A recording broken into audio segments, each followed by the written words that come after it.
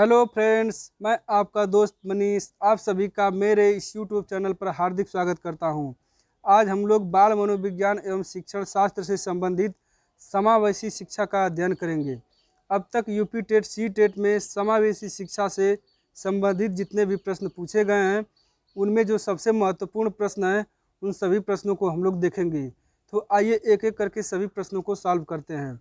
इसमें जो पहला है, इसमें कह रहा है विविध शिक्षार्थियों वाली एक समावेशी कक्षा में सहयोगी अधिगम और समवयस्कों से सीखना कह रहा है कार्यान्वित नहीं किया जाना चाहिए और विद्यार्थियों को क्षमताओं के अनुसार अलग अलग किया जाना चाहिए। यह गलत है, क्योंकि जो समावेशी शिक्षा होता है इसमें यह प्रावधान होता है कि जो प्रत्येक अधिगम अक्षमता रखने वाले बालक हैं उनको एक ही कक्षा में एक ही छत के नीचे बैठाकर शिक्षा दिया जाना चाहिए, और इसमें अलग अलग की बात कर रहा है, इसलिए विकल्प ए गलत है। विकल्प बी में कर रहा है केवल कभी कभी ही प्रयोग किया जाना चाहिए क्योंकि यह सहपाठियों से तुलना को बढ़ावा देता है, यह भी गलत है। विकल्प सी कह रहा है सक्रिय रूप से निरुत्साहित किया जाना चाहिए और प्रतियोगिता को बढ़ावा देना चाहिए, यह भी गलत है, क्योंकि जो सहयोगी अधिगम होता है, सहयोगी अधिगम का मतलब होता है प्रत्येक बालक एक दूसरे के संपर्क में एक दूसरे के साथ मिलजुल करके शिक्षा को ग्रहण करें। तो जो सहयोगी अधिगम है उसको निरुत्साहित नहीं बल्कि कक्षा कक्ष के अंदर प्रोत्साहित किया जाना चाहिए। विकल्प डी का रहा सक्रिय रूप से प्रोत्साहित किया जाना चाहिए जिससे समवयस्कों की स्वीकार्यता बढ़े। तो विकल्प डी सही होगा, क्योंकि जो सहयोगी अधिगम है उसको कक्षा कक्ष के अंदर प्रोत्साहित किया जाना चाहिए। अब दूसरे प्रश्न को देख लेते हैं। इसमें करा जब एक निर्योग्य बच्चा पहली बार विद्यालय में आता है तो शिक्षक को क्या करना चाहिए। इसमें कह रहा है बच्चे की निर्योग्यता के अनुसार उसे विशेष विद्यालय में भेजने का प्रस्ताव देना चाहिए, गलत है। विकल्प बी कह रहा है उसे अन्य विद्यार्थियों से अलग करना चाहिए, यह भी गलत है। विकल्प सी कह रहा है सहकारी योजना विकसित करने के लिए बच्चे को माता पिता के साथ चर्चा करना चाहिए। तो विकल्प सी सही है, क्योंकि जो बालक होता है वह ज़्यादातर समय अपने माता पिता अपने परिवार के साथ स्पेंड करता है, इसलिए शिक्षक और अभिभावकों को मिलजुल करके सहकारी योजनाओं को विकसित करके बच्चे के जो अक्षमता है, बच्चे का जो सीखने की जो क्षमता है उसको विकसित करना चाहिए। अब हम लोग तीसरे प्रश्न को देख लेते हैं। इसमें कह रहा है निःशक्त बच्चों के लिए समेकित शिक्षा की केंद्रीय प्रायोजित योजना का उद्देश्य है में निःशक्त बच्चों को शैक्षिक अवसर उपलब्ध कराना। मुक्त विद्यालयों, गलत है। जो मुक्त विद्यालय होते हैं यह स्वायत्तपोषी होते हैं, स्वायत्तपोषी होते हैं, यानी यह एक तरह से निजी संस्थान होते हैं। भारत में इस तरह से मुक्त विद्यालय में जो NIOS है यह सबसे महत्वपूर्ण है। तो जो NIOS है इसकी स्थापना मानव संसाधन विकास मंत्रालय के द्वारा वर्ष 1989 में किया गया। जो मुक्त विद्यालय होते हैं उनका मुख्य उद्देश्य यही होता है कि जो सुदूरवर्ती शिक्षा है उसको बढ़ावा देना, यानी ऐसे बालक जो सामाजिक अथवा आर्थिक रूप से पिछड़े हुए बालक हैं उनके पास इतना पैसा नहीं है कि वह अपना एडमिशन किसी बेहतर शिक्षण संस्थान में करा सकें और शिक्षा को ग्रहण कर सकें। तो ऐसे बालक को उनके घर पर ही सहायक सामग्री उपलब्ध करा करके मुक्त विद्यालयों के द्वारा ऐसे बालकों को घर पे ही शिक्षा प्रदान कराया जाता है। इसमें जो विकल्प बी है यह कह रहा है ब्लाइंड रिलीफ एसोसिएशन के विद्यालयों में। विकल्प सी कह रहा है नियमित विद्यालयों में। तो ये जो विकल्प सी है यही सही होगा, क्योंकि जो निःशक्त बालक हैं उनको शैक्षिक अवसर उपलब्ध कराने के लिए नियमित विद्यालयों में उनका एडमिशन कराना चाहिए। अब हम लोग चौथे प्रश्न को देख लेते हैं। इसमें कह रहा है कि सांस्कृतिक तथा भाषिक रूप से वैविध्यपूर्ण कक्षा में यह निश्चित करने से पहले कि शिक्षार्थी विशिष्ट वर्ग में आता है या नहीं एक शिक्षक को करना चाहिए। विकल्प ए कह रहा है अक्षमता स्थापित करने से पहले शिक्षार्थी की मातृभाषा का मूल्यांकन करना चाहिए, यह विकल्प ए सही है। विकल्प बी कह रहा है परंपरागत मनोवैज्ञानिकों का उपयोग करना चाहिए। विकल्प सी कह रहा है वातावरणीय कारकों को अप्रभावी बनाने के लिए बच्चे को अलग कर देना चाहिए। विकल्प डी कह रहा है माता पिता को इसमें सम्मिलित नहीं करना चाहिए क्योंकि उनके पास अपना कार्य होता है, यह भी गलत है। यानी जो विकल्प ए है यही सही होगा, क्योंकि कोई भी बालक अक्षमता के अंतर्गत आता है कि नहीं इसकी जांच करने के लिए सबसे पहले बालक की मातृभाषा का मूल्यांकन करना जरूरी होता है। अब हम लोग पांचवें प्रश्न को देख लेते हैं। इसमें कह रहा है कि समावेशी शिक्षा उस विद्यालयी शिक्षा व्यवस्था की ओर संकेत करता है जो विशेष आवश्यकता वाले बच्चों को विशिष्ट विद्यालयों के माध्यम से शिक्षा देने को प्रोत्साहित करती है। विकल्प बी है केवल बालिका शिक्षा को बढ़ावा देने की आवश्यकता पर बल देती है, गलत है। विकल्प सी कह रहा है जो सभी निर्योग्य बच्चों को शामिल करती है, यह भी गलत है। विकल्प डी कह रहा है जो उनकी शारीरिक, बौद्धिक, सामाजिक, भाषिक या अन्य विभिन्न योग्यता स्थितियों को ध्यान में रखे बगैर बच्चों को शामिल करती है। यह विकल्प डी सही होगा, क्योंकि जो समावेशी शिक्षा होता है उसमें शारीरिक, बौद्धिक, सामाजिक अथवा भाषिक रूप से अक्षमता रखने वाले बालकों को उनकी अक्षमताओं को नज़रअंदाज करते हुए, यानी उनकी अक्षमताओं को ध्यान में न रखते हुए, उनको प्रत्येक बालकों को एक ही कक्षा में एक ही छत के नीचे बैठा करके शिक्षा दिया जाना चाहिए। अब छठवें प्रश्न को देख लेते हैं। इसमें कह रहा है सामाजिक आर्थिक मुद्दों से जूझ रहे उन बच्चों को जिनकी प्रतिभा प्रभावित हो सकती है सहायता करता है। विकल्प ए है स्व अधिगम मॉडल, विकल्प बी है विभेदित निर्देशन, विकल्प सी है पाठचर्या विस्तार, विकल्प डी है संज्ञानात्मक वर्गीकरण। तो जो विकल्प ए है स्व अधिगम मॉडल यही सही होगा, क्योंकि ऐसे बालक जो सामाजिक अथवा आर्थिक रूप से पिछड़े हुए हैं, ऐसे बालकों के पास अगर पैसा नहीं है कि वो बेहतर शिक्षण संस्थान में एडमिशन ले सके, तो ऐसे बालक को सबसे अधिक सेल्फ स्टडी पर ध्यान देना चाहिए, यानी स्व अधिगम मॉडल पर ध्यान देना चाहिए। उनको अपने घर पे ही सहायक सामग्री को उपलब्ध कराकर घर पे ही सेल्फ स्टडी को बढ़ावा देना चाहिए। विकल्प ए सही होगा। अब सातवें प्रश्न को देख लेते हैं। इसमें करा शिक्षा का अधिकार अधिनियम 2009 के क्रियान्वयन के बाद कक्षा कक्ष। विकल्प ए जेंडर के अनुसार अधिक समझाती है, विकल्प बी है आयु के अनुसार अधिक समझाती है। तो विकल्प बी सही होगा, क्योंकि जो शिक्षा का निःशुल्क अनिवार्य शिक्षा है, इसमें 6 से लेकर 14 वर्ष के बालकों को अनिवार्य शिक्षा लेने का प्रावधान किया गया है। तो इसमें जो आयु वर्ग 6 से 14 वर्ष को बांट दिया गया है, इसलिए विकल्प बी सही होगा, क्योंकि आयु के अनुसार अधिक समझाती है। अब हम लोग 8वें प्रश्न को देख लेते हैं। इसमें करा निःशुल्क एवं अनिवार्य शिक्षा का अधिकार अधिनियम 2009 में अनिवार्य शब्द का अर्थ है। तो इसमें जो अनिवार्य शब्द है इसका अर्थ है कि उचित सरकारें दाखिले, उपस्थिति और प्रारंभिक शिक्षा की पूर्णता को सुनिश्चित करेंगी, यानी विकल्प बी सही होगा। अब 9वें प्रश्न को देख लेते हैं। इसमें करा भारत के संविधान में किसके लिए निःशुल्क अनिवार्य शिक्षा है। विकल्प ए है सभी छात्रों के लिए, विकल्प बी 14 वर्ष तक के सभी छात्रों के लिए, विकल्प सी सभी छात्रों और प्रौढ़ों के लिए, विकल्प डी सभी नागरिकों के लिए। तो इसमें जो विकल्प बी है यही सही होगा, क्योंकि जो अनिवार्य एवं निःशुल्क शिक्षा है यह 6 से लेकर 14 वर्ष तक के बालकों के लिए दिया गया है। अब हम लोग 10वें प्रश्न को देख लेते हैं। इसमें करा भारतीय संविधान के किस अनुच्छेद में 6 से लेकर 14 आयु वर्ग के बच्चों के लिए निःशुल्क व अनिवार्य शिक्षा का अधिकार शामिल किया गया है। तो इसमें विकल्प डी सही होगा, अनुच्छेद 21 से। जो निःशुल्क एवं अनिवार्य शिक्षा है सबसे पहले ये अनुच्छेद 45 में दिया गया था, लेकिन जो अनुच्छेद 45 है वह नीति निर्देशक तत्वों के अंतर्गत आता है, इसलिए उसको हटा करके मूल अधिकार में शामिल कर लिया गया है। जो नीति निर्देशक तत्व हैं इसमें जितने भी अनुच्छेद दिए गए हैं, अगर उन अनुच्छेदों में जो भी प्रावधान किए गए हैं उसको अगर सरकारें पूरा नहीं करती हैं, लागू नहीं करती हैं, तो उसको हम लोग सुप्रीम कोर्ट में चुनौती नहीं दे सकते हैं, क्योंकि जो नीति निर्देशक तत्व हैं उसका मूल उद्देश्य होता है कल्याणकारी राज्यों की स्थापना करना।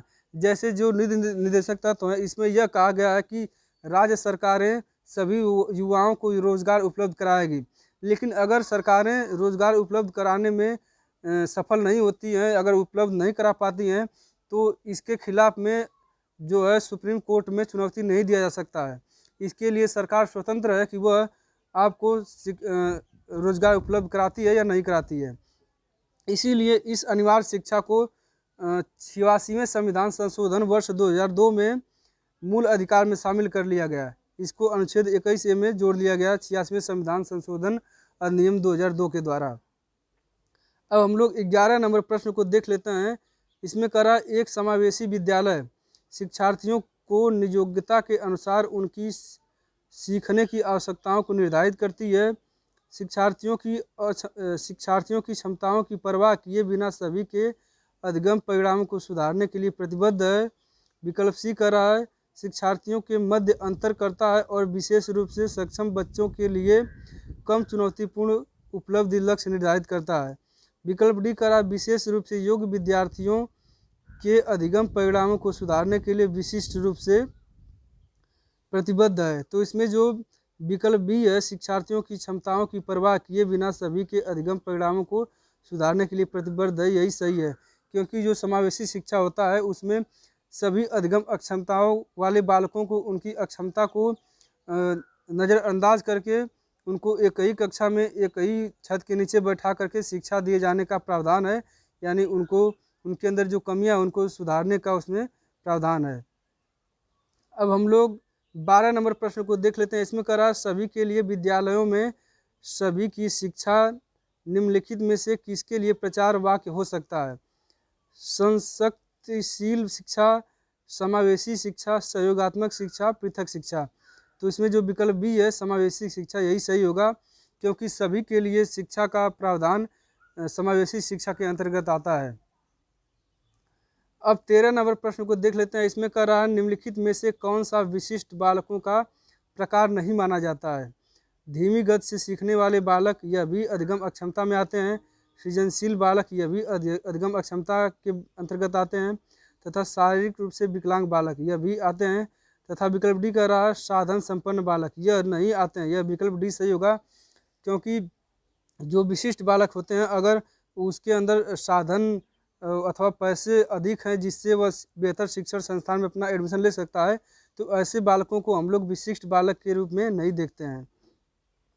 अब 14 प्रश्नों को देख लेते हैं। इसमें कह रहा हस्तशिल्प शिक्षा दी जाती है प्रतिभाशाली बच्चों को, सृजनशील बच्चों को, पिछड़े बच्चों को, अपराधी बच्चों को। तो इसमें विकल्प सी सही होगा, पिछड़े बच्चों को, क्योंकि हस्तशिल्प शिक्षा जो है पिछड़े बच्चों को ही दी जाती है।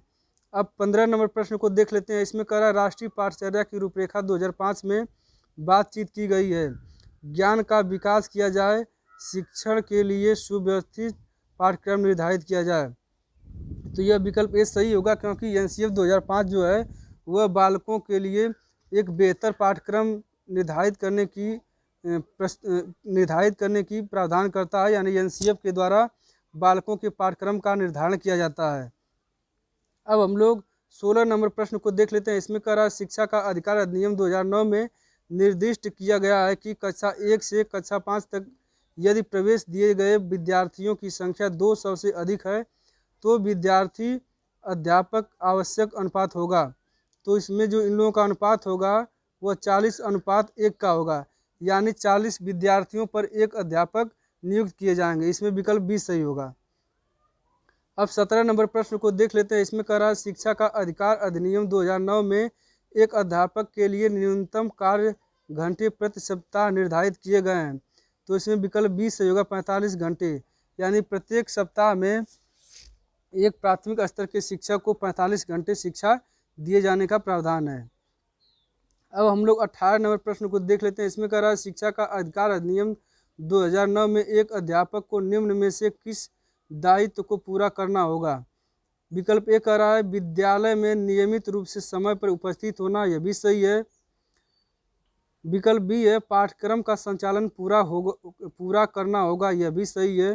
विकल्प सी कह रहा है संपूर्ण पाठ्यक्रम को निर्धारित समय पर पूरा करना होगा, यह भी सही है। विकल्प डी कह रहा है इनमें सभी, यानी जो विकल्प ए बी सी है यह सभी सही है, इसलिए विकल्प डी सही होगा। अब 19 नंबर प्रश्न को देख लेते हैं। इसमें कह रहा है कि पिछड़ा बालक वह है जो अपने पाठशाली जीवन के मध्य लगभग 10.5 वर्ष की आयु में अपनी आयु के अनुरूप सामान्य कक्षा से नीचे की कक्षा का कार्य न कर सके। यह कथन किसका है? तो यह कथन सिरिल बर्ट जो है यह पिछड़े बालकों को परिभाषित करते हुए कहते हैं कि ऐसा बालक जो अपने उम्र के ही बालकों के अनुरूप कार्य को नहीं कर पाता है उसको हम लोग पिछड़े बालक के रूप में देखते हैं। जैसे एक 14 वर्ष का बालक है और एक 10 वर्ष का बालक है, तो जो 10 वर्ष का बालक है वह जिस कार्यों को कर लेता है, अगर वह 14 वर्ष का बालक उस 10 वर्ष के बालक के बराबर के कार्य को नहीं कर पाता है, तो इसमें जो 14 वर्ष का बालक होगा उसको हम लोग पिछड़े बालक के रूप में जानेंगे। अब हम लोग 20 नंबर प्रश्न को देखते हैं। इसमें कह रहा है एक शिक्षक समाज के वंचित वर्ग के बच्चों की आवश्यकताओं को प्रभावपूर्ण तरीके से पूरा कर सकता है। उन्हें कक्षा कक्ष में अलग स्थान पर बैठाकर ताकि वे अन्य बच्चों से मिल जुल न कर सके गलत है, क्योंकि समावेशी शिक्षा में अलग की बात नहीं करता है बल्कि एक ही कक्षा के अंदर बैठाकर शिक्षा देने की बात किया गया है। अब विकल्प बी में कह रहा है अन्य बच्चों को वंचित पृष्ठभूमि वाले बच्चों के प्रति सहानुभूतिपूर्ण व्यवहार करने के लिए कहकर। विकल्प सी कक्षा कक्ष के प्रत्येक बच्चे की आवश्यकता अनुसार अपना शिक्षण कौशल अपनाकर। विकल्प डी उनकी पृष्ठभूमि की उपेक्षा करके तथा उन्हें विद्यालय में कार्य करने के लिए कहकर। बिल्कुल गलत विकल्प डी है, क्योंकि पृष्ठभूमि जो होता है बैकग्राउंड बालक का होता है, उसको ध्यान में रखा जाता है कि किस बैकग्राउंड से बालक आया हुआ है। तो उसमें जो विकल्प सी है यही सही होगा, क्योंकि जो अधिगम अक्षमता वाले बालक हैं उन सभी बालकों को उनके आवश्यकता अनुसार अलग अलग शिक्षण कौशलों को शिक्षक के द्वारा अपनाया जाना चाहिए। अब इसमें 21 नंबर को देख लेते हैं। यह कह अंतर्राष्ट्रीय विकलांगता दिवस मनाया जाता है। तो जो अंतर्राष्ट्रीय विकलांगता दिवस है यह 3 दिसंबर को मनाया जाता है। वर्ष 2015 में प्रधानमंत्री नरेंद्र मोदी ने मन की बात किया। उस मन की बात में उन्होंने यह कहा कि जो विकलांग शब्द है, अब विकलांग की जगह हम लोग दिव्यांग शब्द का प्रयोग करेंगे, यानी विकलांग बच्चों को अब हम लोग विकलांग नहीं बल्कि दिव्यांग के नाम से संबोधित करेंगे। 22 नंबर प्रश्न को देख लेते हैं। इसमें कह रहा विश्व ऑटिज्म दिवस कब मनाया जाता है। तो जो विश्व ऑटिज्म दिवस है यह 2 अप्रैल को मनाया जाता है। 2 अप्रैल को ही वर्ष 2007 में जो संयुक्त राष्ट्र महासभा है उसके द्वारा 2 अप्रैल को वर्ष 2007 में पूरे विश्व में विश्व ऑटिज्म दिवस मनाए जाने के लिए उसमें संयुक्त राष्ट्र सभा द्वारा इसको पारित किया गया था कि 2 अप्रैल को विश्व ऑटिज्म दिवस प्रत्येक वर्ष मनाया जाएगा। इसमें जो 7 अप्रैल है यह 7 अप्रैल को विश्व स्वास्थ्य दिवस मनाया जाता है। 22 अप्रैल को विश्व पृथ्वी दिवस मनाया जाता है, जबकि जो 22 मार्च है इस दिन को प्रत्येक वर्ष विश्व जल दिवस के रूप में मनाया जाता है। अब 23 नंबर प्रश्न को देख लेते हैं। इसमें कह रहा है समेकित शिक्षा इंगित करती है सभी बच्चों के लिए एक समान शिक्षण विधि, सामान्य बच्चों एवं भिन्न रूप से योग्य बच्चों के लिए एक ही स्कूल, सामान्य बच्चों एवं भिन्न रूप से योग्य बच्चों के लिए पृथक स्कूल। विकल्प डी है सामान्य बच्चों एवं भिन्न रूप से योग्य बच्चों के लिए एक समान सुविधा। तो इसमें जो विकल्प ए कह रहा है सभी बच्चों के लिए एक समान शिक्षण विधि, इसमें थोड़ा कन्फ्यूजन है इस क्वेश्चन में 23 नंबर को, इसको हम लोग बाद में देख लेंगे। वैसे मेरे समझ से इसमें विकल्प डी सही होना चाहिए, इसको बाद में हम लोग देख लेंगे। अब 24 नंबर प्रश्न को देख लेते हैं। भारत के शैक्षिक इतिहास में किसने प्राथमिक शिक्षा का मौलिक अधिकार संबंधी बिल धारा सभा इंपीरियल काउंसिल में प्रस्तुत किया था। तो इसमें जो गोपाल कृष्ण गोखले हैं इन्होंने ही सबसे पहले वर्ष 1910 में प्राथमिक शिक्षा का अधिकार अधिनियम प्रस्तुत किया था।